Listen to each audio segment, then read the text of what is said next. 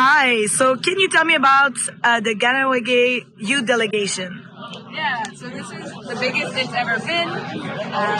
It started last year, really, with just the 4 of us, and has grown to 7. We also have elder representation with Kenneth Deere.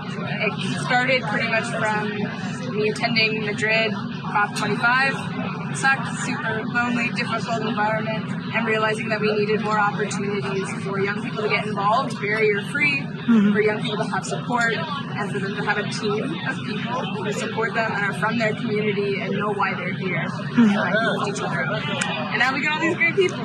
Yes, beautiful. So I'm gonna go around and ask you, what do you think, how can meaningful youth, Indigenous youth participation take this place of climate diplomacy? And who would like to start? I mean, I can jump in from just like the starting point of this delegation. A key part of it is that it doesn't exclude anyone. It doesn't require a background in environmental science. It doesn't require you to know all the acronyms at COP. It just requires you to come with your community, with your teachings, and to care. And I think there needs to be more opportunities like that.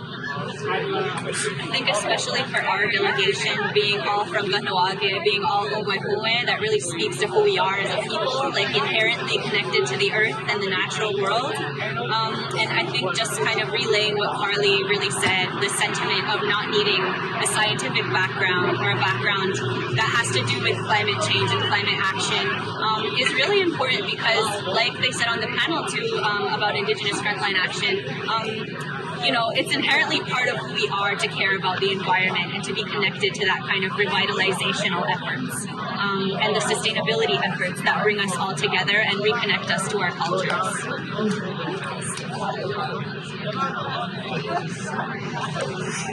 I think Sage actually said something really important today in the meeting, so I'm throwing the mic back.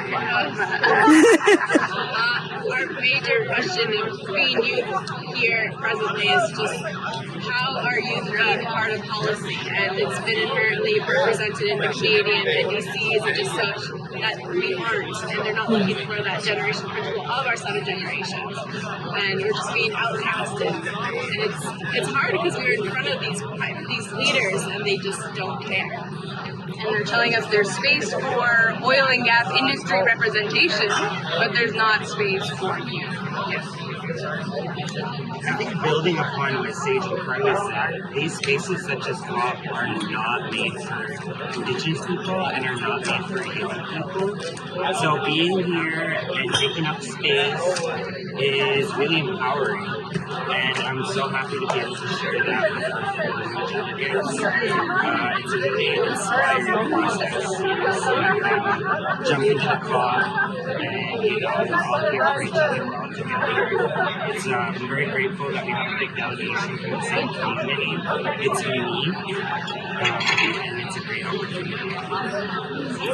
Knowing that being here in traditional regalia, like purple shirts and skirts, is very empowering. And for every one of us here, it kind of gives us the confidence that we need, and it reminds us of why is a source of thought for things like climate change and rights, and it's kind of just a great reminder, and it makes me feel very proud and very confident. I think in that sense too, we're very rooted from where we come from and in our beliefs, and so we're here to ask the uncomfortable questions that don't necessarily get asked in the negotiations and in the policy making. We're here to put forward those conversations that always occur but never have any action come out of word. And I think that's one of the most important things about Indigenous youth being here.